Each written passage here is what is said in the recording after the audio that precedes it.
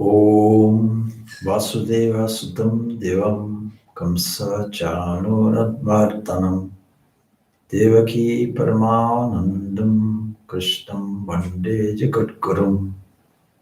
We salute Lord Krishna, world teacher, son of Vasudeva, destroyer of Kamsa, and Chanura, supreme bliss of Devaki. Om Sahanavavatu Sahanau Bhunuktu Sahaviryam Karavavahai Tejasvinavaditam Astum Avidishavahai. Om Shanti Shanti Shanti. May that one protect us both. May that one nourish us. May that one give us strength in all our activities and in our studies, illumine us. May we not unnecessarily cavil with each other. Peace, peace, peace be unto all. So we continue our study with the 18th chapter, Srimad Bhagavad Gita. But of course, today is also very special. And we are highlighting the birthday of Swami Advaitananda, otherwise called Gopal, Gopalda. That is the elder Gopal, who is the direct disciple of Sri Ramakrishna. I will mention him and see if we can connect some of the lessons we can learn from his life to those of the Bhagavad Gita. First of all, I'm pretty sure if I had been around in his time, we would have had an argument because he was dramatically against tea. And for those who know me, I am a lover of tea, but fortunately another monastic disciple of Ramakrishna, Swami Purnananda, he loved tea. He thought that every drop of tea contributed to one's blood. Swami Advaitananda, on the other hand, thought that it would cause some dysentery. So there was some argument between the two. But despite that, Swami Advaitananda, like all the great saints and sages that we know of in our modern times and ancient times, is a great example of what? Of renunciation. Renunciation is what we are studying in the Bhagavad Gita, 18th chapter. That is, how do we get our freedom? There's only one thing we have to do. But this word renunciation is much misunderstood. But if you want a great example of this value, that this dissociation, as it were, from a prophet-actor complex, we can look at the life of Gopal Da. Firstly, what is very significant about his life is the human side of it. At the age of 55, he was married, he lost his wife died, and he was overwhelmed with grief, like any other human would be. And so overwhelmed was he, but fortunately, he was taken to see Ramakrishna. Now, the first occasion of his meeting tells another part of the human side of the story. We expect when we see or hear of such a wonderful mystic as Ramakrishna, that a person will immediately at least get enlightenment or maybe issued a halo or something like that. Whole life will be transformed, but not necessarily so, not immediately so anyway. Ramakrishna didn't seem very special to him at all, very ordinary. He wasn't impressed by him in the least. And in fact, it's recorded, and I quote a book, and I have this book with me. That is this book written by, or compiled at least by Swami Ch.18. See, God lived with them. And that gives you a great detailed insight into these monastic disciples of Ramakrishna. So we hear there that he was not really very, very enthused with Ramakrishna. He wondered what all the fuss was about, and but he was encouraged to go again. With this idea, holy people sometimes test, and they see whether you will be drawn again or will you come again, try to understand again. In my own life, I remember how when I first came to Ireland, there was 2 devotees who came, and I never saw one of them after 1 or 2 meetings. And I asked his friend, why does this person come again? He said, because he listened to you. He can't understand anything you say. Much like probably yourselves at the moment. I said, okay. And why are you coming? He said, well, I also don't understand anything you say, but I'm going to come until I do. This also is so with my own guru. I couldn't understand all the subtleties of the philosophy being espoused. And yet I made sure that I contacted him as much as I possibly could at every given opportunity. And during that period of time to try and contact a person and get to understand the nature of somebody of steady wisdom. How do they walk? How do they think? What is the nature of their particular wiring? And so that is the importance of studying these lives. This is mentioned in the 2nd chapter of the Bhagavad Gita. The Bhagavad Gita encourages us to follow a model.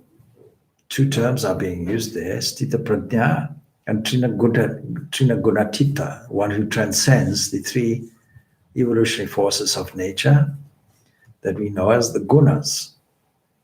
But there also we have a great definition of what is yoga.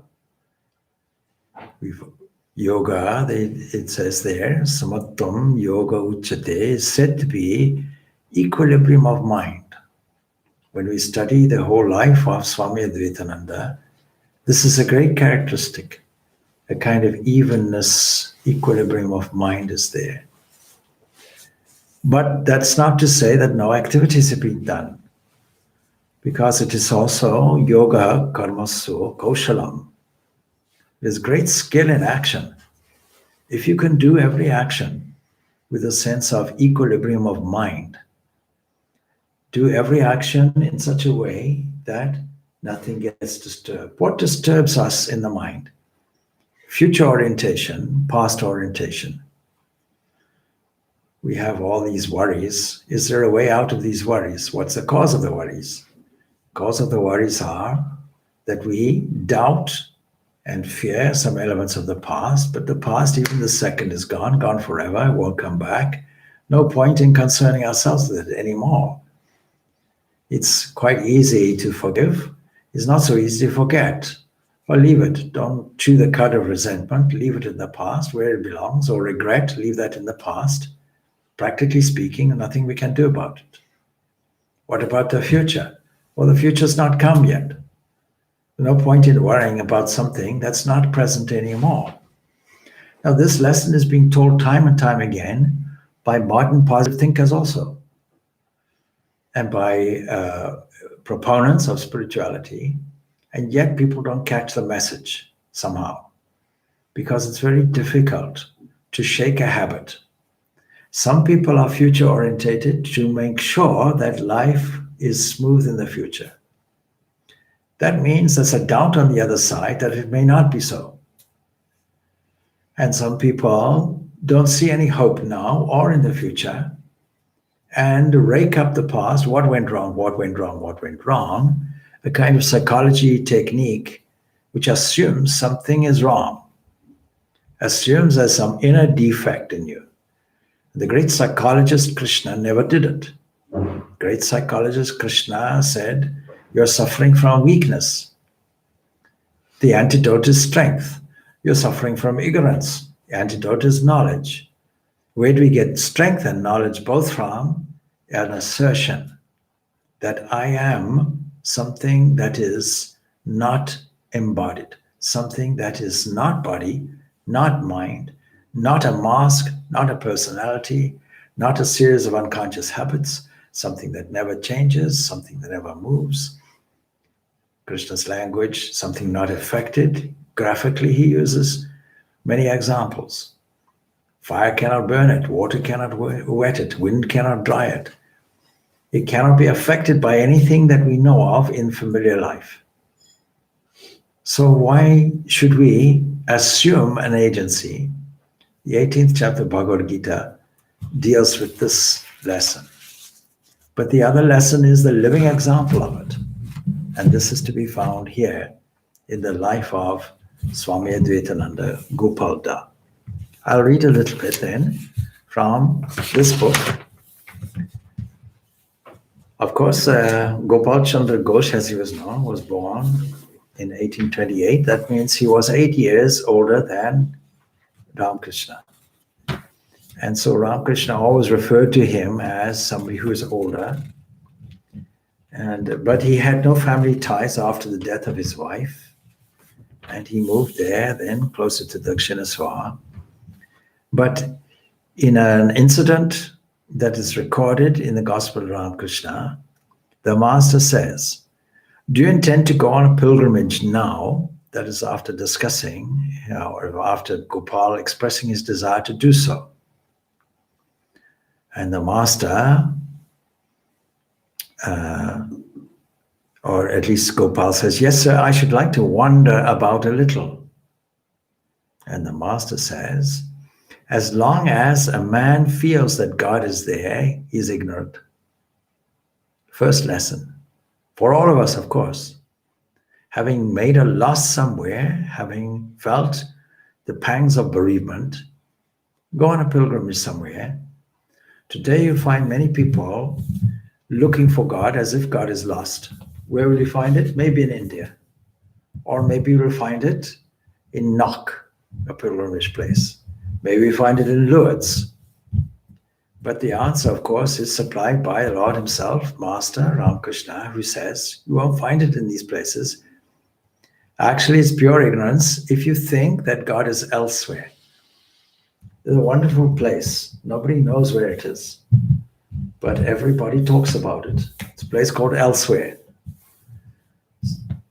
Where is this? Elsewhere. I've heard that expression, elsewhere. And then this anonymous entity, they, whoever they are, they, some authority, anonymous authority, say it's elsewhere. So Ramakrishna says, he says, as long as a man feels that God is there, he is ignorant. But he attains knowledge when he feels that God is here. Absolutely here. How does this tie into the 18th chapter of Bhagavad Gita? The 18th chapter will tell us, as long as you feel that you are an agent of action, you will be caught up in this cause and effect cycle that ultimately causes you to swing between pleasure and pain, and you won't come to the end of it. You won't get your freedom from sorrow, freedom from pain. And the biggest pain that we know of is the pain of grief, the pain of bereavement, a loss.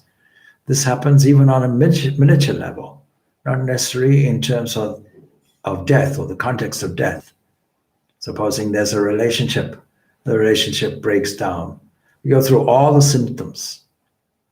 The great doctor, medical doctor, Elizabeth Kubler-Ross, understands all the steps of bereavement. First of all, denial. It could never happen to me. I'm surprised it happened to me. And then it goes on to blaming and guilt and anger and all these phases we have to go through until finally, over time, a kind of acceptance settles in. But in some cases, it never settles in. We need something solid. If we analyze what was Arjun suffering from, suffering from the same thing as Gopal was suffering from, the possibility of death or the issue of death, an actual death or one about to happen, or many about to happen. A man wanted to smoke, says Ramakrishna. He went to a neighbor's house to light his charcoal, and it was the dead of night and the household was asleep. And he had knocked a great deal. Someone came down to open the door. At the sight of the man, he asked, hello, what's the matter? And the man replied, can't you guess? You know how fond I am of smoking. I've come here to light my charcoal. The neighbor said, ha, you are a fine man indeed. You took the trouble to come and do all this knocking at the door. Why, you have a lighted lantern in your very hand. I often say that I don't smoke except when I'm on fire, and then there's a lot of smoke and probably a lot of puffing to put it out as well. So we are walking thinking that we require something. There's something missing, and we're desperately looking for it. And we think we'll look for it in a foreign place, because that's the context of this lesson. And so he's telling Gopal this. Now, the second occasion that Gopal visits Ramakrishna, he finds Ramakrishna as all love, 100% love. And then the next step, he feels enthralled. He feels he cannot live without Ramakrishna. He finds Ramakrishna everywhere. He's thinking of Ramakrishna. Ramakrishna has possessed him, so to speak. Now, of course, it's not known whether the elder Gopal actually went on a pilgrimage or not, but perhaps he gradually became closer to the master. The one thing is for sure, he decided to serve the master. And when the master was ill, he served him with great diligence. One characteristic of Gopal was that he was neat, tidy, and well organized. And the master praises him for this. The sign of an internal orderliness is this external orderliness, and it requires us to be simple. There's a great secret about feng shui. Feng shui, the Chinese principle, emphasizes cleanliness and emphasizes simplicity. Because if you have everything cluttered, there's a cluttered mind as well. And cluttered mind means confused thought. And confused thought means a confused universe, because mind has within it a certain creativity. So we see how Gopal's life is completely transformed to the point that he wants to renounce. 18th chapter of the Bhagavad Gita emphasizes the subject, introduces us or reintroduces ourselves to two words which we mentioned previously, sannyas and tyaga. That is, giving up the sense of doership and giving the idea up of profiting from our activities. And when we give up the idea of profiting from our activities, this really is renunciation. Do all your activities, but don't think that you get some result from it, because that will create huge anxiety, just from a psychological point of view. So he became hooked. He was neat and clean and tidy.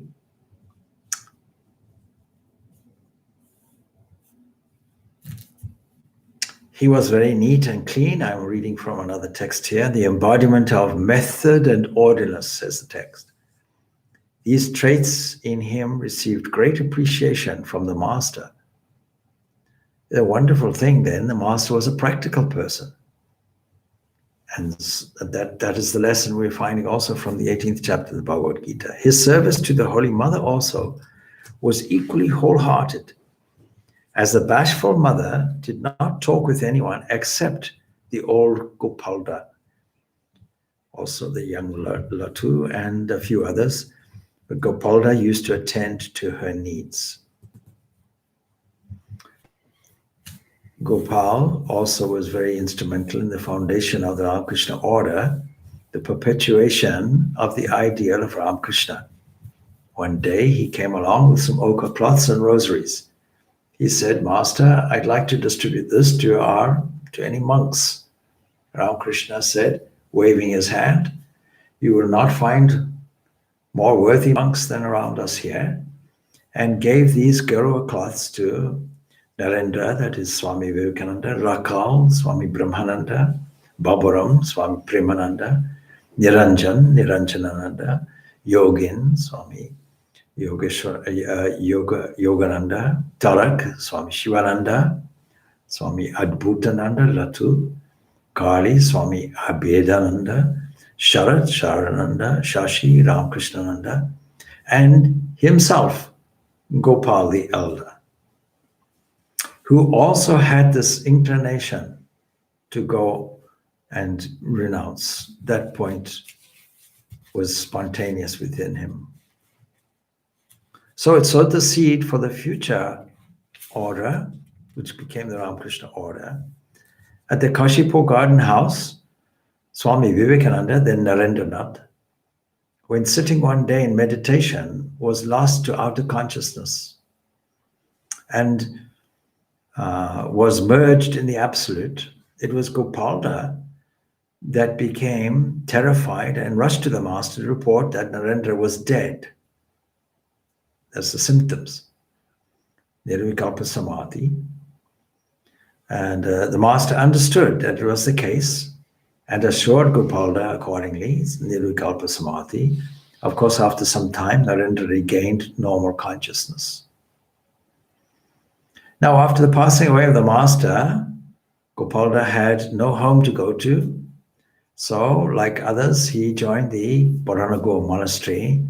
But really, his remarkable life, a great episode in his life, was his severe tapasya and austerity at Varanasi. We've seen how in the 17th chapter, this austerity is of three kinds. We also said last week that in answer to a question, you ask us to renounce activity.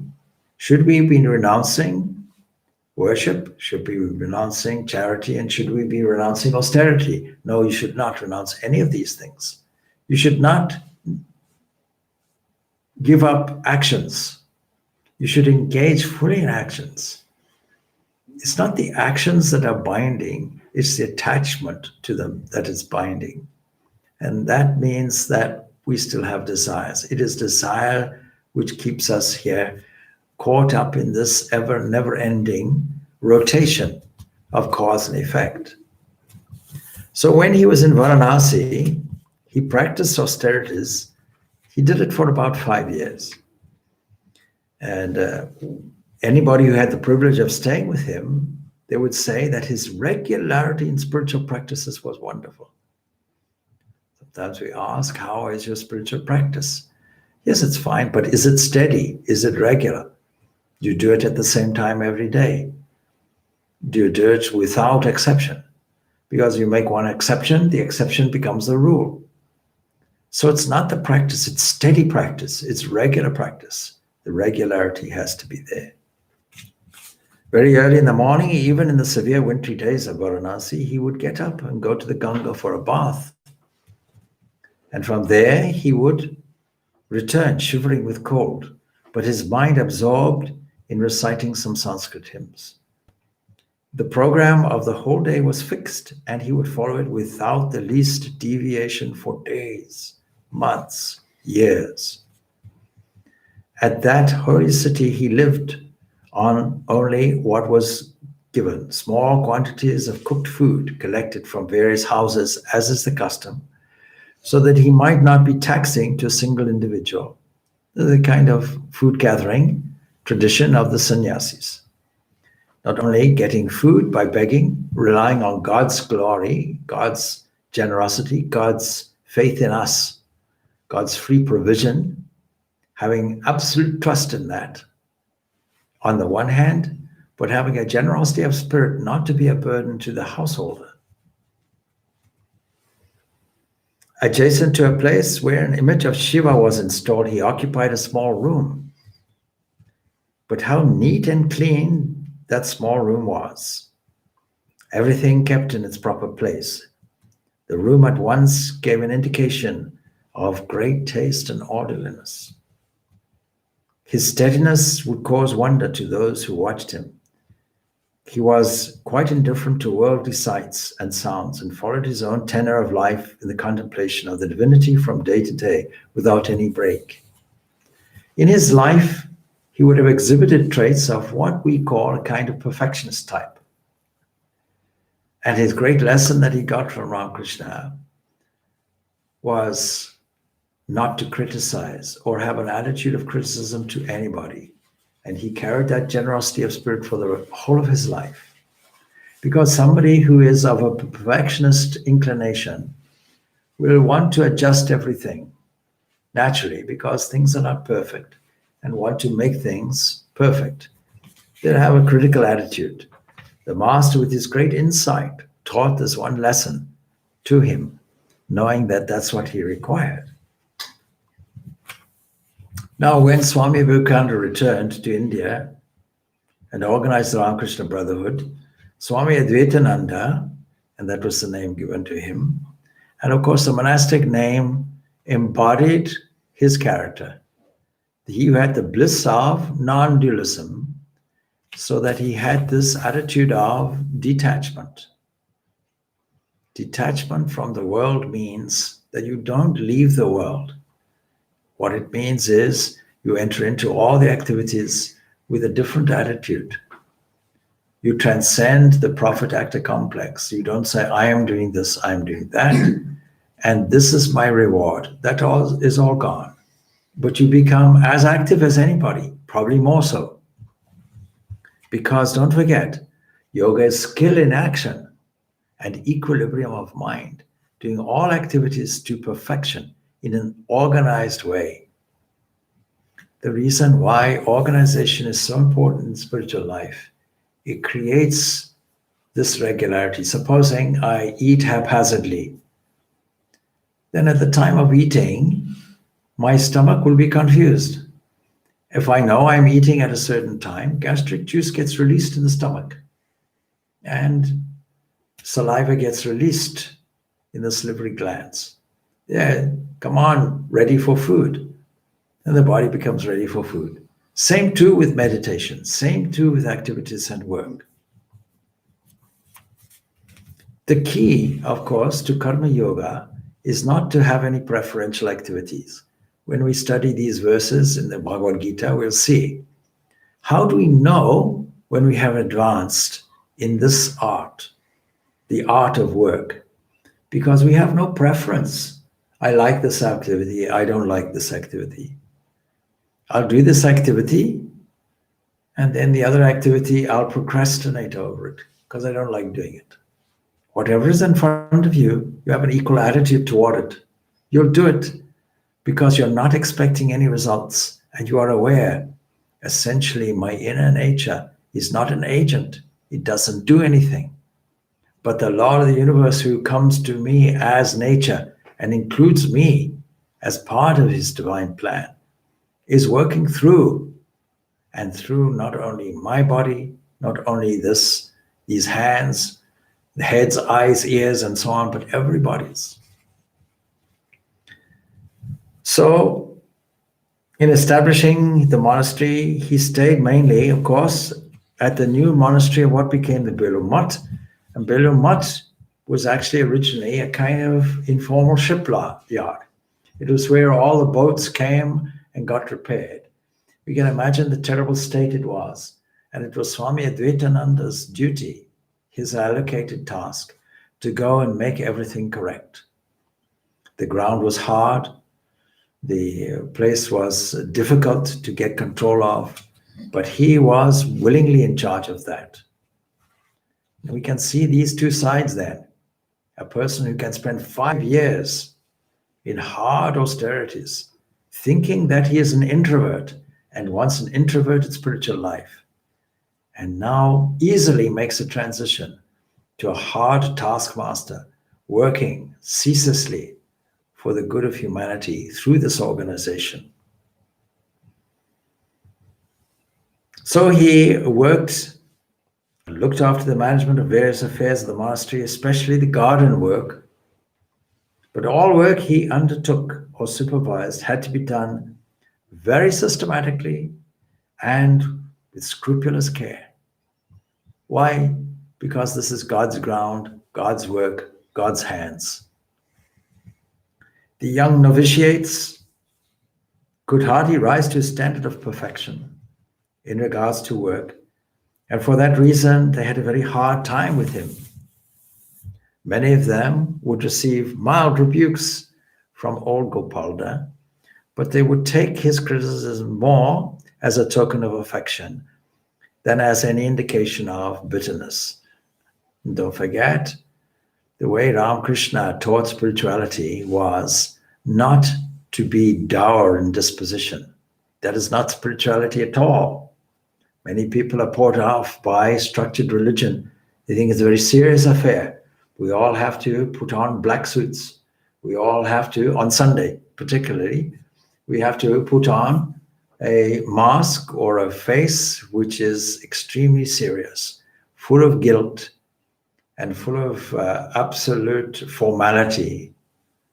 Ram Krishna singing and dancing and joking, allowing people to split their sides with laughter, was a way of molding people and spontaneously exhibiting the bliss that he felt within him. If this world is some kind of cruel joke on you, the best antidote will be a sense of humor. Treat everything in a light way, not in a trivial way, but a light way, a certain sense of humor. It arises by you accessing this nature within you, which is pure joy and bliss. It has to bubble to the surface. Where else can it go? So, the Master has shown me, he said, that it is he who is manifested through all. Then whom to blame, whom to criticize? And after this experience, certain experience that he had, Gopal ceased finding fault with anyone. Now the experience is in a particular episode. The episode is that Ramakrishna saw a woman carrying the wastage, human wastage, and he prostrated full length before her. Who else but the Divine Mother of the Universe can do this work? What a wonderful attitude he taught. Not only did he feel it, but by his very example, he taught this equalness, equanimity of vision. Sri Ramakrishna made his life a model for his disciples to follow. Gopal, though older than the other disciples, tried very hard to follow the ideal the Master set for them. And even his brother disciples praised his sincerity, love, and steadfast dedication to the Master. One day he heard the Master say, "Never tell a lie, even jokingly or casually." And Gopal followed this teaching to the letter and encouraged others to do the same. Once a doctor prescribed the juice of 3 lemons for the Master's upset stomach, and Gopal was entrusted to collect them. But instead of only 3, he brought several additional lemons. What's the harm? In case he needs more. But the Master accepted only 3 and asked him to return the extras. And Gopal realized that the Master was an embodiment of truth, and his speech and action were always congruous.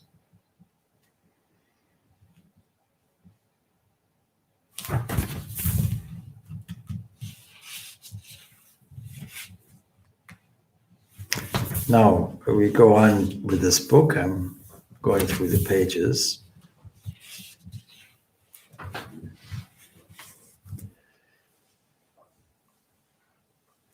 Although Swami Vivekananda was 35 years younger than Advaitananda, Advaitananda had tremendous love and respect for Swamiji because the Master had made him the leader of the disciples. On the other hand, Swamiji also had an affectionate regard for Advaitananda. See the humility.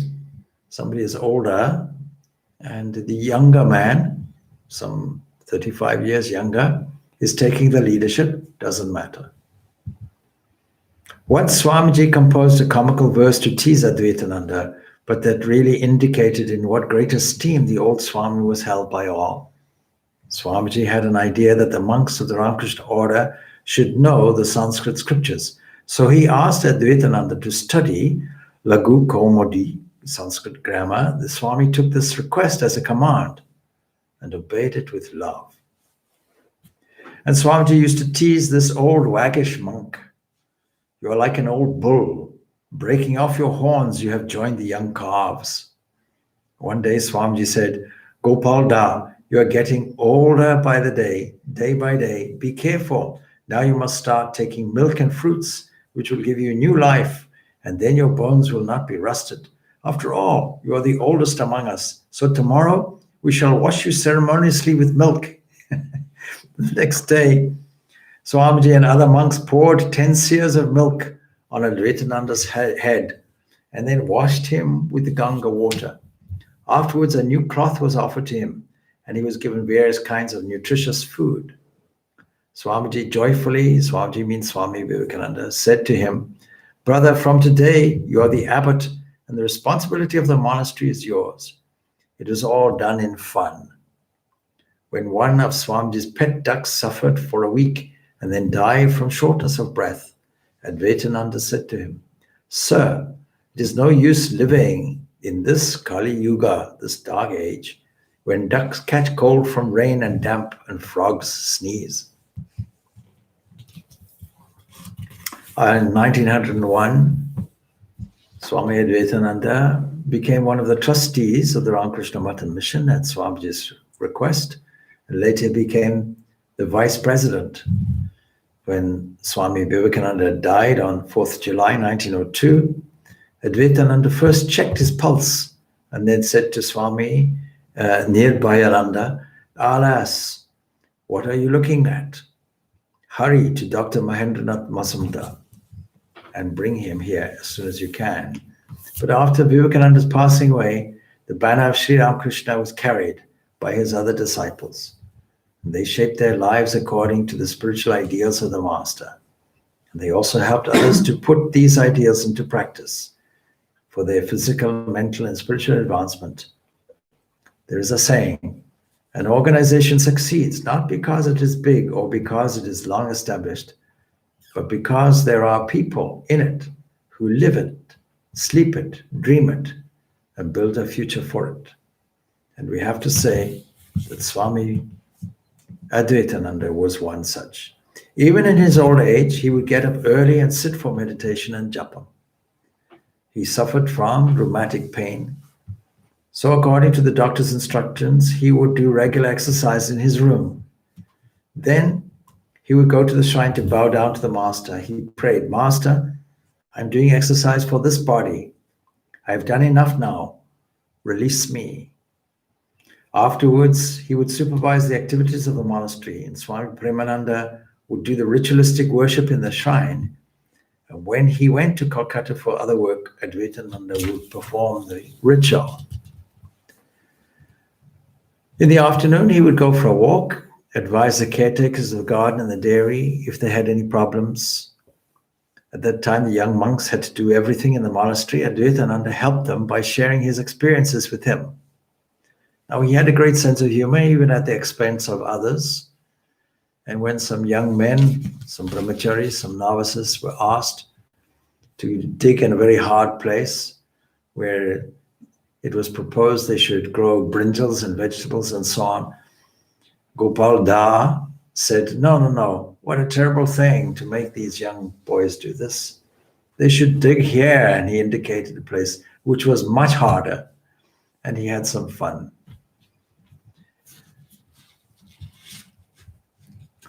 Towards the end, that is how we study a holy person's life. In late 1909, Advaitananda, an all-renouncing sannyasin of the Master, made himself ready to depart from this world. He'd suffered from stomach trouble off and on, and towards the end he had a fever, but don't forget his prayer. So his physician was there, and all the monks served their old brother with loving care. And one day the Swami stood in front of Sri Ramakrishna's picture and prayed, "Master, please release me from this pain." And the Master soon answered the prayer of his old disciple. Swami Premananda later said, before his death, Gopal Das saw the Master carrying a mace on his shoulder. He then asked, "Master, why are you carrying the mace on your shoulder?"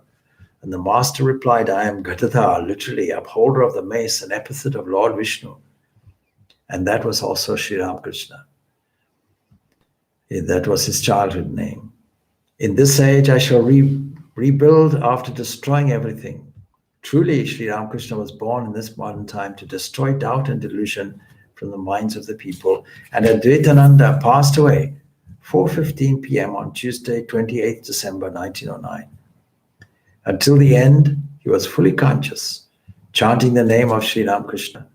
And as soon as Premananda put a little sanctified water in his mouth, he breathed his last. Premananda wrote a vivid account of his death in a letter. Gopal Da has gone to the abode of the master. He had a little fever. Nobody realized that he would leave the body so soon. And during his last moments, his face looked so beautiful. It is a wonderful play of the master's devotee. And at that time, the doctor was present. Gopal Da drank a little lemon juice and milk. He greeted the doctor smiling. He left the body. He was 81 years old. His body was cremated in Belumat on the bank of the Ganga. Swami Advaitananda, Swami Ch.18 continues, started his spiritual journey late, but his sincerity and steadfast devotion to the Master brought fulfillment at the end of life. Sri Ramakrishna made him a role model for elderly seekers of God, and he will be remembered by the Ramakrishna order and anybody else who studied his life, we should say, for his cheerful manner, methodical ways, self-reliance, his untiring zeal in every work he undertook, and his implicit devotion to the Master and his cause. Now I would very much like to relate this because it's so relevant to this 18th chapter of the Bhagavad Gita, because it is all about renunciation of action by doing action, not by giving action up, but shifting our attitude in such a way that it is a joyful endeavor, because there's no agency with it, as I say, and there's no fruit of it, no hankering for a result. We finished last time off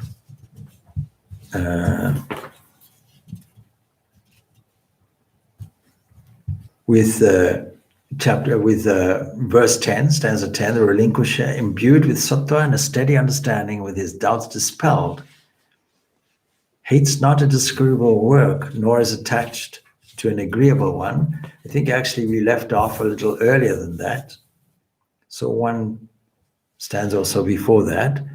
Karyam ityeva jat karma niyatam kriyate arjuna sangam tyaktva param chaiva satyagaha sattiko mataha. Karyam, any action that karyam ought to be done, karyam ought to be done, that is obligatory work, merely because it ought to be done, abandoning attachment to the work and also to its fruit, that abandonment is deemed to be sattaka. This is after describing action that is done with other, or I should say, abandonment of action that is done with other motives, either through laziness, give up all activities, or with an egoistic tendency. Egoistic tendency, that is, we give up the action if it is painful, if I don't like it. Otherwise, I'll do all the other activities. That kind of renunciation. Here we find sattvic action. Verse 9 to 12 tells us of tyaga, of sattvika nature, is absolutely indispensable. Why?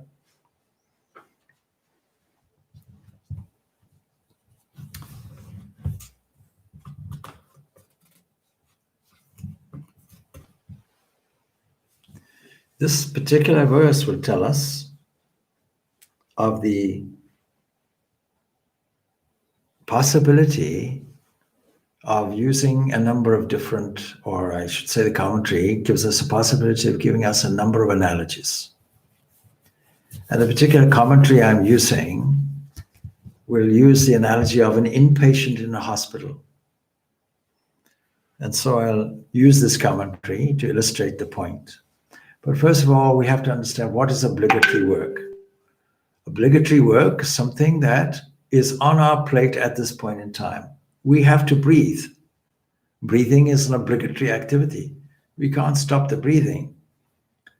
But the yogi resorts to pranayama, refines the breathing, doesn't give up the breathing, hold his breath, and say, okay, let's see what happens here. Actually uses the breath, controls the breath. And in controlling the breath, controls that aspect, localized aspect of universal energy, the thing that makes the lungs move. Using, in Swami Vivekananda's words, something like the small thread, if you like, the flywheel of universal energy here within the body, and that we use as the lungs, the movement of the lungs. So breathing is not stifled. Breathing is an obligatory action. Feeding, eating is an obligatory action. On the basis that this is a car, or like a car, with many, many different parts. Again, they use the analogy here of an inpatient in a hospital has no intention to be there permanently. Neither does he want to be treated all through his life. Still, he willingly undergoes treatment with an attitude of detachment. Such a person is the one who truly renounces the ailment itself. That is, all anxiety is gone. This is the art of work, that is doing the action that you have in front of you without paying any attention to the benefits or the results of it. He is truly a healthy person who is free from body consciousness while being in the body. And he is truly a yogi who is free from the sense of agency while engaging himself in work intensively. That is, all activities are not there to gain something, but to express something. Gopal, Swami Advaitananda, was a worker. We can see that very clearly, working ceaselessly, but with such an attitude of non-criticism, not trying to change anything, yet still doing the action to perfection. Doing it in a simple, systematic, organized way. If he had thought that renunciation was giving up action, none of this would have happened. No gardening would have taken place. No clearing of the land would have taken place. No management would have taken place. He would not have been very competent. And this is truly self-centered. It is not sattvic at all.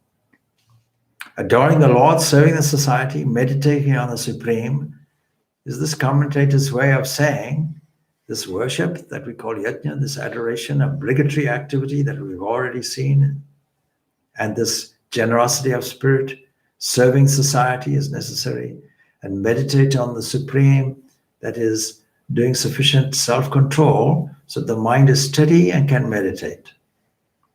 But the spiritual practitioner is not conscious that he is the doer of these benign duties. He is steadily fixed in what is called Atma Bodha, a sense of enlightened self, or a self that is luminous. His renunciation truly is sattvika tyaga. Now a question arises here. How does a spiritual practitioner know when they progress in this renunciation? All of us somehow want to know, I'm here. When will I know I'm there? And so the verse that we started off, we explain now. Nadveshtya kushalam karma kaushale na nushajate. Tyagi sattva samavishto midhavi. This term midhavi is a very significant term. Chinna samshayaha. The relinquisher, the one who leaves off these activities, imbued with sattva and a steady understanding, and with his doubts dispelled.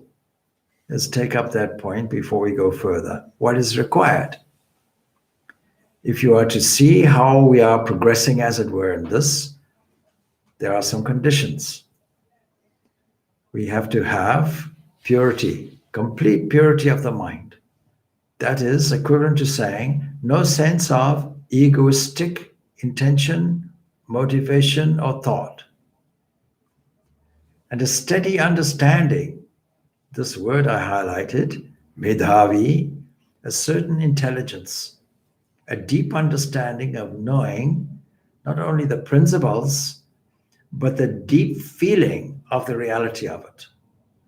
These two things are necessary. That will then clear up any doubts. All doubts will be cleared. They will be dispelled. In that way, every activity can be done without dislike or favor or avoidance. So it goes on to say,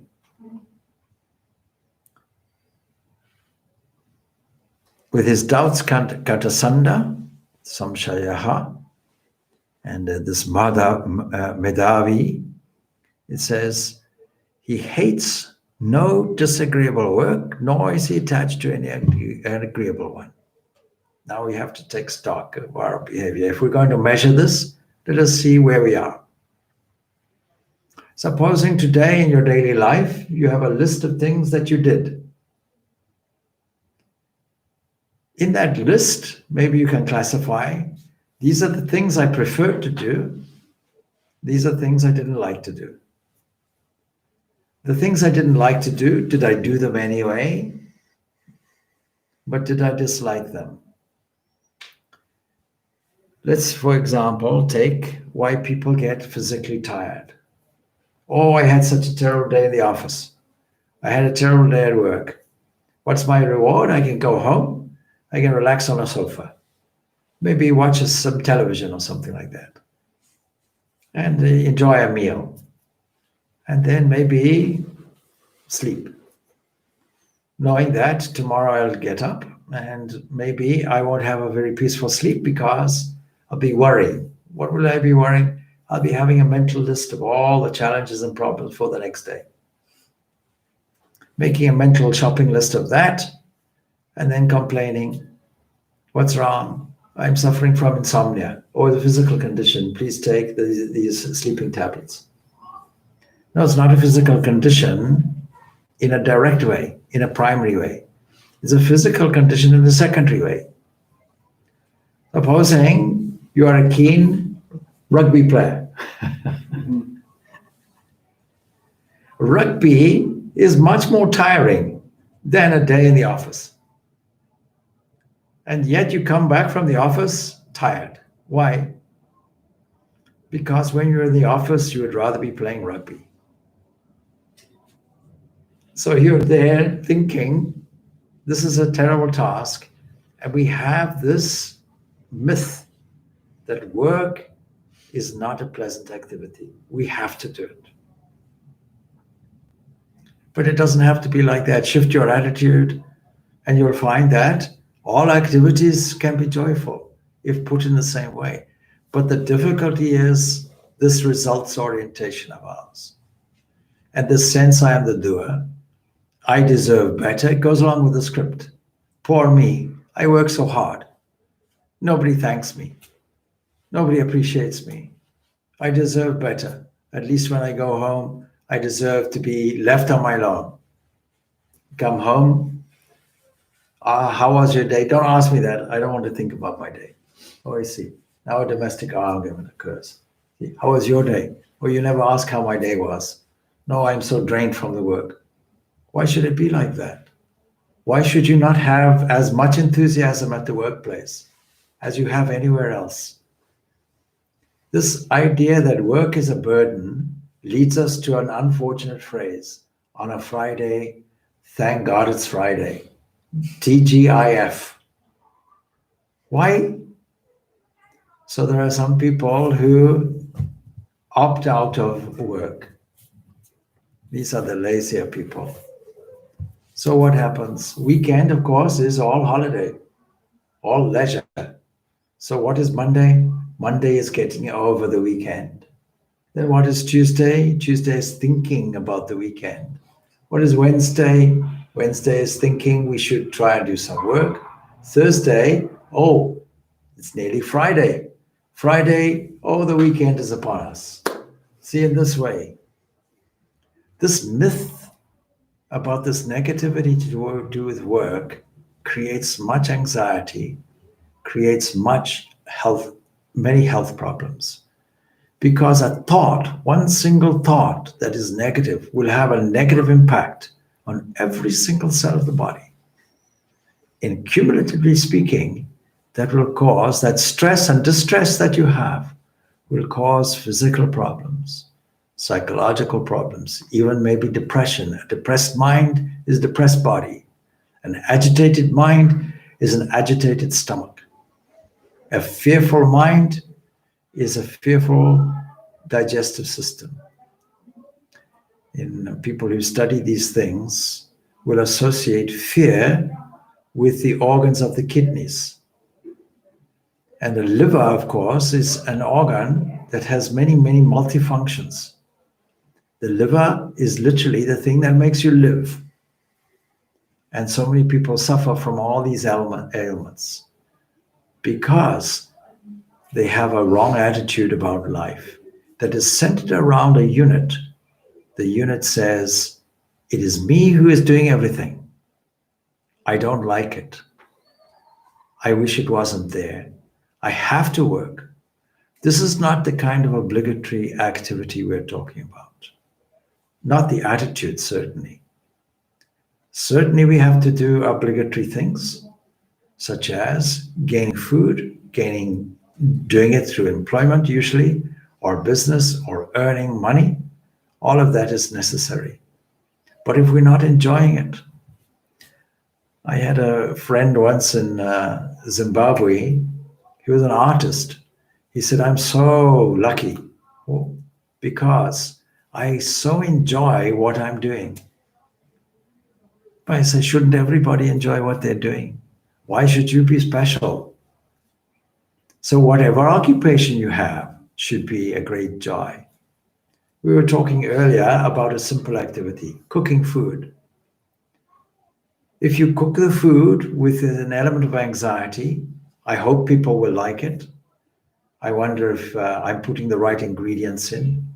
I'm a little nervous. I never tried this recipe out before. All these anxieties can accumulate. And then the mind can wander.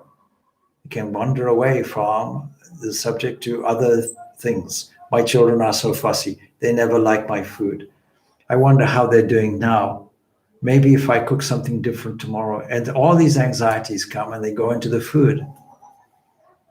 What is purity of food?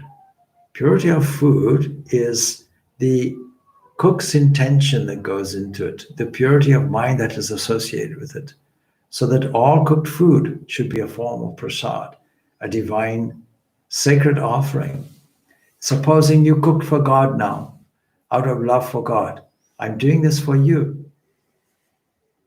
And you are not some remote entity. You are there in the ones who are going to eat it. And so I'm doing it as a worship. If you do work as a worship, you have now conquered the art of work. Because not only are you engaging your concentration in a single unit activity, but you're adding the sweetness of devotion to it. This is one way. In this way, you won't hate or prefer one activity to another, because all of it will be using one single energy, divine energy, not your energy. You have no claim to it. And you'll be doing it with great love, great enthusiasm, not preferring one activity to another. Leaving the great difficulty many people have is procrastination. They think this activity, I don't like doing it. And again, as I say, doing these activities in the office when they would much rather be doing something that they don't consider to be work, but they consider to be a pleasurable activity. So the duty of everyone, of course, is to work hard and to contribute to the cause of prosperous living, but for everybody. Don't think that the job that you're doing has no connection with your next door neighbor or anybody else. It's contributing to a nation. It's contributing to a world economy. Thought of in the better way, you'll find it has a spirit of generosity and service to all, if you think of it in this way. The next question, of course, is why should we not simplify things, just renounce work completely? This has been brought up previously. Instead of doing it in a detached way, but this detachment, which is misunderstood in this question. And we bring this answer up then in the next verse, which we'll pick up next week. So we leave it off at the 11th stanza of this important chapter, Moksha Sannyas Yoga. This is the yoga of the renunciation associated or that leads to freedom, and the method and approach of doing it that we call yoga. We'll just introduce you briefly. It is indeed impossible for an embodied being, and we leave it with you with this thought as well, for an embodied being to renounce action entirely, but he who renounces the fruit of action is regarded as one who has renounced. One exercise that you could do between now and when we meet next week is to take stock of this human body as a marvelous machine that works without your interference in normal circumstances, and to see how much of your association with it interferes with it, and how much of it is to do with attachment to a self-identity with this body. Well, as long as we feel embodied, we have to do some actions, there's no doubt. So we can't just drop all activities. But how to get out of the feeling of embodiment? This is the key question we'll bring up next week. Om Shanti, Shanti, Shanti. Peace, peace, peace be unto all.